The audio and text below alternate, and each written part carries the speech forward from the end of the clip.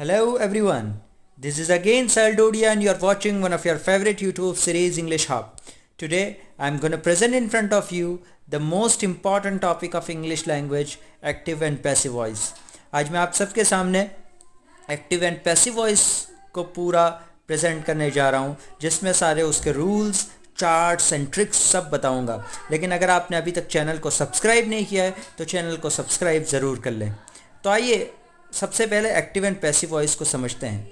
देखिए, ये बहुत सारे स्टूडेंट्स को और बहुत सारे इंग्लिश लर्नर्स को बहुत ही ज़्यादा डिफ़िकल्ट टॉपिक और बहुत ही ज़्यादा मुश्किल टॉपिक लगता है. लेकिन अगर आज के अभी के वक्त के हिसाब से समझने जाए तो ये सिंपल नज़ला, खांसी और ज़ुकाम है, जिसको हम सब कोरोना समझे हुए हैं.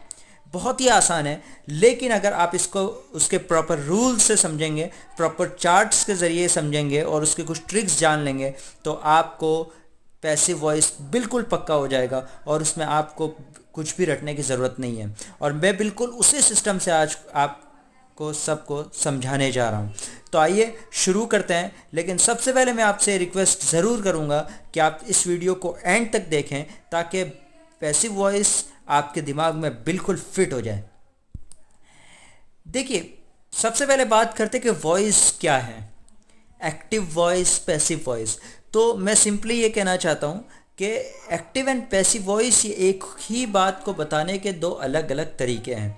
एग्जाम्पल से देखिए, इधर है एक्टिव वॉइस का एग्जाम्पल और इधर है पैसिव वॉइस. अब आप सोच रहे होंगे, अब मैं पैसिव वॉइस क्यों कर रहा हूँ? इसलिए कि आप सबको एक्टिव वॉइस आता है ऑलरेडी. ओके, अगर आपको टेंसेस अगर बिल्कुल क्लियर आते हैं, 12 के 12 टेंसेस आपको बिल्कुल पक्के हैं तो बहुत अच्छी बात है. लेकिन अगर आपको नहीं आता है तो पैसिव वॉइस सीखने से पहले टेंसेस का सीखना बहुत ही ज़्यादा ज़रूरी है. और उन सब पे मैंने कंप्लीट डिटेल्ड वीडियो बनाए हुए हैं, वो आप डिस्क्रिप्शन बॉक्स में उनके लिंक्स देख सकते हैं. तो देखिए, बात कर रहे थे हम लोग वॉइस की. तो active voice and passive voice एक ही बात को बताने के दो अलग अलग तरीके हैं. ओके, जैसे एक्टिव वॉइस में हम कहते हैं I play cricket every day, मैं रोज़ क्रिकेट खेलता हूँ. तो क्रिकेट मेरे द्वारा रोज़ खेला जाता है, ये उसका पैसिव वॉइस है. Cricket is played by me every day.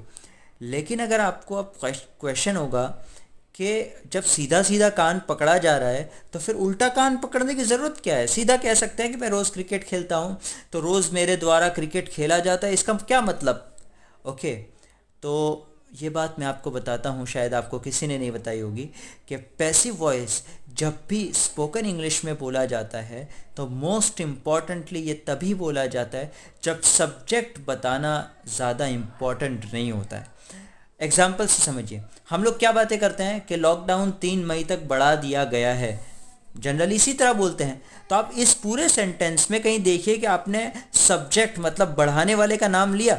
नहीं लिया. गवर्नमेंट ने लॉकडाउन 3 मई तक बढ़ा दिया है. Government has extended lockdown till 3 May. Okay, तो ये एक्टिव वॉइस है. लेकिन पैसिव वॉइस देखिए उसका, lockdown has been extended till 3 May. हम गुजराती में या हिंदी में भी कहते हैं कि लॉकडाउन 3 मई तक बढ़ा दिया गया है. मतलब जब सब्जेक्ट कॉमन होता है और सामने वाले को पता होता है सब्जेक्ट, तो हम विदाउट सब्जेक्ट भी पैसिव वॉइस बोलते हैं. लेकिन ये बोलने की बात है. लेकिन लिखने में तो हम लोग पैसिव वॉइस में भी सब्जेक्ट लिखते हैं. कहाँ लिखते हैं, कैसे लिखते हैं, तो आइए आगे समझते हैं. तो उम्मीद है कि आपको वॉइस क्लियर हो गया होगा. सबसे पहले एक्टिव वॉइस की बात करते हैं. तो देखिए, एक्टिव वॉइस क्या है? तो यही है जो मैं पिछले 12 वीडियोस से आपको समझा रहा हूँ. ये 12 के 12 टेंसेस जो आपने पढ़े, ये हैं एक्टिव वॉइस. ओके, सारे टेंसेस, ये सादो भूतकाल, simple past tense, simple present tense, simple future tense. और पैसिव वॉइस को जानने के लिए ये आपका क्लियर होना बहुत ही ज़्यादा ज़रूरी है. तो उम्मीद अच्छी बात है अगर आपके टेंसेस क्लियर है, और अगर नहीं है तो आप पहले वो वीडियोस देख लें और उसके बाद आप आके पैसिव वॉइस समझ सकते हैं. ओके, तो एक्टिव वॉइस तो आपके क्लियर है. आइए अब पैसिव वॉइस की बात करते हैं. तो देखिए, पहले remember while converting sentences to passive voice, अगर आपको पैसिव वॉइस का सेंटेंस बनाना है. अब पैसिव वॉइस कितना इंपॉर्टेंट है, बोर्ड एग्ज़ाम्स में भी पूछा जाता है, कॉम्पिटिटिव एग्ज़ाम्स में भी, हर तरह की एग्ज़ाम्स में पैसिव वॉइस के क्वेश्चंस ज़रूर होते हैं. ओके, तो पैसिव वॉइस अगर आपको बनाना है तो आप क्या किन बातों का ध्यान रखेंगे? देखिए, सबसे पहली चीज है find subject verb object in the sentence. Sentence में जो भी सेंटेंस आपके सामने है उसमें आप पहले कर्ता, क्रियापद और कर्म मतलब सब्जेक्ट, वर्ब और ऑब्जेक्ट को ढूंढ लीजिए कि मतलब काम करने वाला कौन है, क्या काम हुआ है और किस चीज़ पे हुआ है। एग्जाम्पल देखिए कि I play cricket every day, मैं रोज़ क्रिकेट खेलता हूँ। तो कौन खेलता है? मैं, मतलब आई सब्जेक्ट है, ओके मिल गया। प्ले क्या करते हैं? खेलते हैं, तो प्ले ये वर्ब हो गया। और क्या खेलते हैं? तो क्रिकेट, ये हमारा हो गया ऑब्जेक्ट। अगर ऑब्जेक्ट को आपको जानना है तो आप क्या से क्वेश्चन करेंगे, मतलब क्या खेलते हैं, तो आपको ऑब्जेक्ट ज़रूर मिल जाएगा। ओके, दूसरा एग्जाम्पल देखिए, I go to Mumbai every year, मैं हर साल मुंबई जाता हूँ। कौन जाता है? मैं, ओके। आई सब्जेक्ट तो मिल गया। ओके, क्या करते हैं? जाते हैं, गो, तो वर्ब भी मिल गया। क्या जाते हैं? ये तो समझ में ही नहीं आ रहा है, क्या जाते हैं, यहाँ तो ऑब्जेक्ट है ही नहीं। अब ऑब्जेक्ट को जानने के लिए सबसे आसान तरीका है कि जो डायरेक्ट वर्ब के बाद आता है विदाउट प्रपोजिशन या किसी वर्ड के। ओके, तो यहाँ तो ऑब्जेक्ट है ही नहीं, तो फिर आप यहाँ इसका पैसिव वॉइस कैसे बनाएंगे? तो देखिए, अगर ऑब्जेक्ट नहीं है सेंटेंस में तो उसका पैसिव वॉइस नहीं बनता है।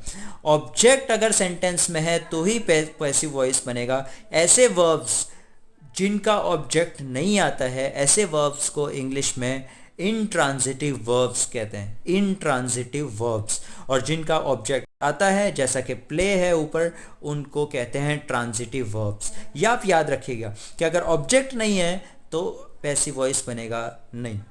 ओके, एक बात हो गई। Second thing, find to which tense the sentence relates.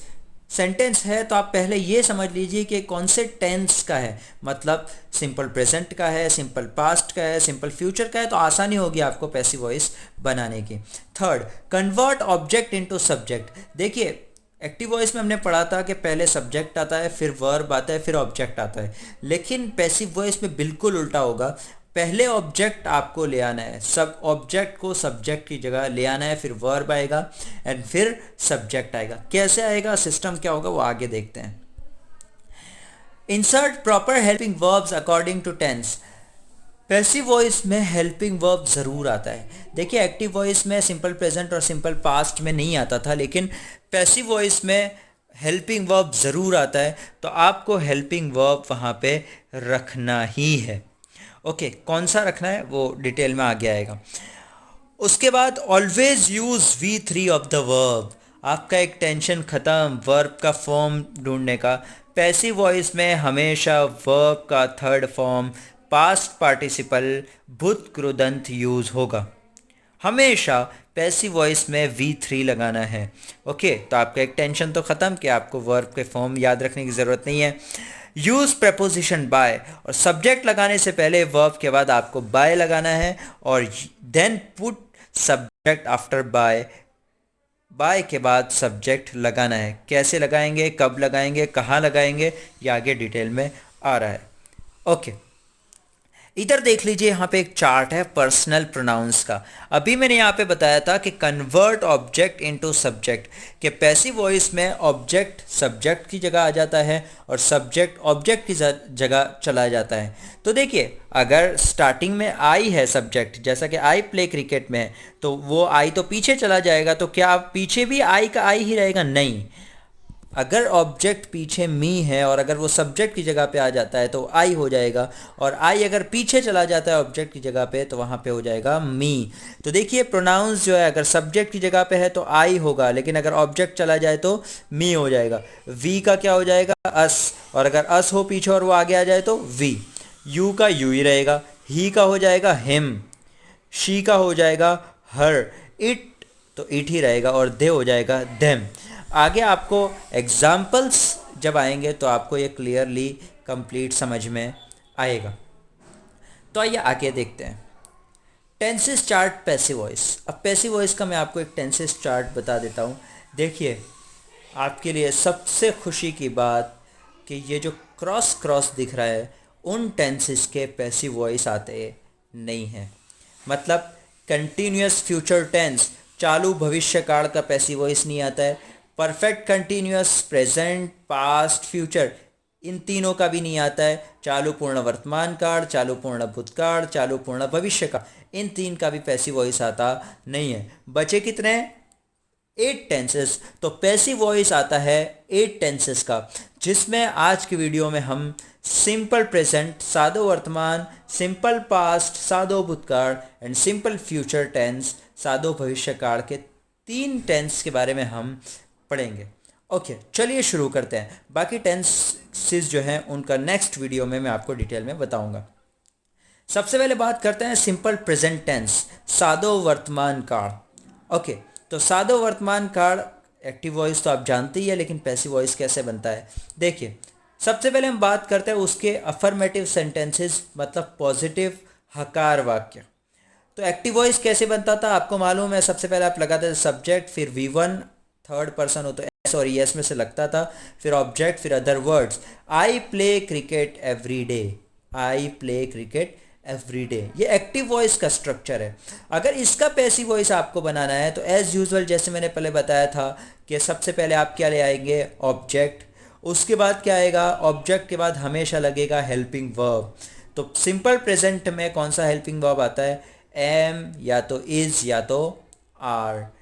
फिर आएगा V3 वर्ब की थर्ड फॉर्म जो हमेशा लगती है, फिर आएगा बाय, फिर उसके बाद आएगा सब्जेक्ट। अब इस सेंटेंस में आप देखिए आई प्ले क्रिकेट में कि ऑब्जेक्ट क्या है? क्रिकेट। तो देखिए यहाँ पे क्रिकेट पहले आया, फिर क्रिकेट सिंगुलर है, एक वचन है, तो क्या लगेगा एम इज आर में से? इज। तो क्रिकेट इज। वर्ब की थर्ड फॉर्म प्ले का V3 आता है, प्लेड। ओके, फिर लगेगा बाय। ओके, तो बाय लगा दिया हमने, और फिर आया सब्जेक्ट। अब सब्जेक्ट था आई, ऑब्जेक्ट की जगह पे चला गया तो क्या होगा? मी। तो और फिर उसके बाद आएंगे other words. Cricket is played by me every day. तो सिंपल प्रेजेंट टेंस में पैसिव वॉइस बनाने में आप सबसे पहले रखेंगे ऑब्जेक्ट, फिर आएगा एम इज आर, फिर आएगा V3 एंड फिर बाय प्लस सब्जेक्ट। ये तो बात हुई पॉजिटिव सेंटेंसेस की, और एग्जांपल्स मैं आगे दे रहा हूँ आपको। नेगेटिव सेंटेंस, तो नेगेटिव सेंटेंस हम लोग एक्टिव वॉइस में बनाते थे। पहले आता था सब्जेक्ट, फिर या तो डू, डज, फिर नॉट, फिर V1 प्लस, फिर ऑब्जेक्ट, फिर other word. I don't play cricket every day. Okay, अब अगर इसकी पैसिव वॉइस आपको बनानी है तो एम इज आर के पीछे आपको सिर्फ नॉट लगा देना है। पहले ऑब्जेक्ट, फिर एम इज आर, फिर आएगा नॉट, फिर V3 plus by plus subject. तो देखिए क्रिकेट ऑब्जेक्ट है, पहले लगा दिया क्रिकेट, क्रिकेट सिंगुलर है, एक वचन है इसलिए आया इज, क्रिकेट इज, फिर आया not, cricket is not V3 played by me every day, cricket is not played by me every day. Okay, अब आते हैं इंट्रोगेटिव सेंटेंसेस पे।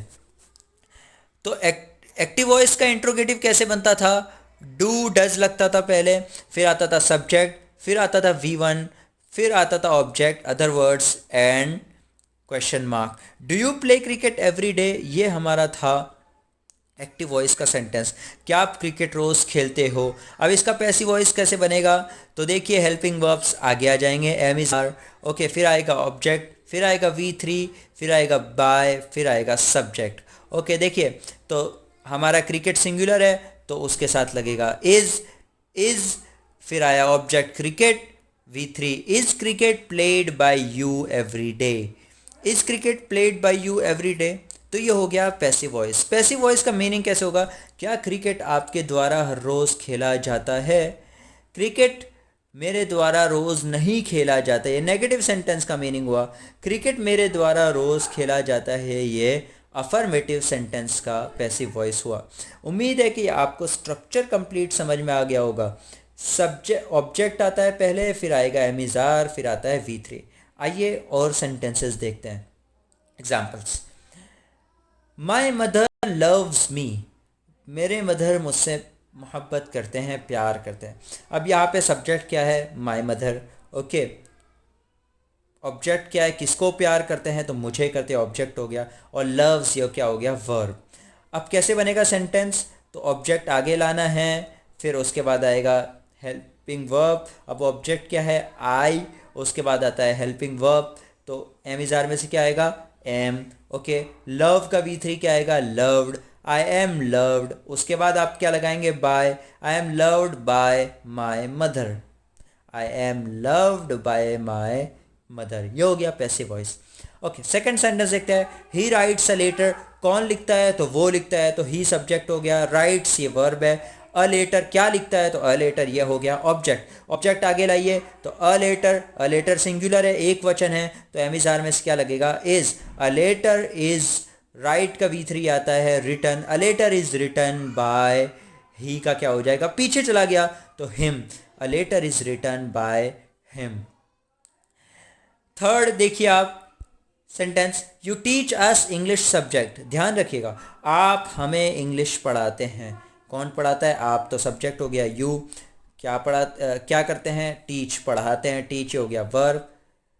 अब देखिए यहाँ पे दो ऑब्जेक्ट है, अस इंग्लिश सब्जेक्ट, क्या पढ़ाते हैं, तो इंग्लिश पढ़ाते हैं, किसको पढ़ाते हैं, हमें पढ़ाते हैं, तो अस ये भी ऑब्जेक्ट है, इंग्लिश सब्जेक्ट ये भी ऑब्जेक्ट है। अब परेशान होने की ज़रूरत नहीं है, देखिए दो ऑब्जेक्ट है, तो मैं आपको, इंग्लिश आपको चांस देता है, आपको जो आगे लाना है वो आगे ला सकते हैं। देखिए अगर अस को आगे लाना है तो अस क्या हो जाएगा, आगे आके वी के साथ लगता है आर, टीच का V3 होता है taught, we are taught English subject by you, दूसरा वाला ऑब्जेक्ट जो है वो पीछे ही रहेगा, we are taught English subject by you. लेकिन अगर आपको इंग्लिश सब्जेक्ट आगे लाना है तो ऐसे सेंटेंस बनेगा, English subject is taught to us by you, English subject है तो एक है, सिंगुलर है तो इज आया, फिर V3, फिर टू अस, हमें पढ़ाया जाता है बाय यू। उम्मीद है कि आपको ये सेंटेंसेस कंप्लीट समझ में आ रहे होंगे।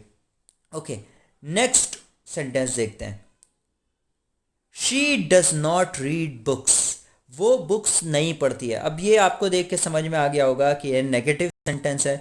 नेगेटिव सेंटेंस का स्ट्रक्चर अभी मैंने बताया था पिछली स्लाइड में। देखिए ऑब्जेक्ट पहले आएगा बुक्स, अब बुक्स ये प्लूरल है, ज़्यादा है, ओके, तो बुक्स उसके साथ क्या आएगा, आर, फिर बुक्स आर के बाद नॉट लगाइए, बुक्स आर नॉट, रीड का V3 क्या आता है, READ ही आता है, लेकिन उसको प्रोनाउंस किया जाता है read, books are not read by she, नहीं नहीं नहीं नहीं, बाय शी नहीं आएगा, शी पीछे आ गया तो क्या आएगा, by her, books are not read by her.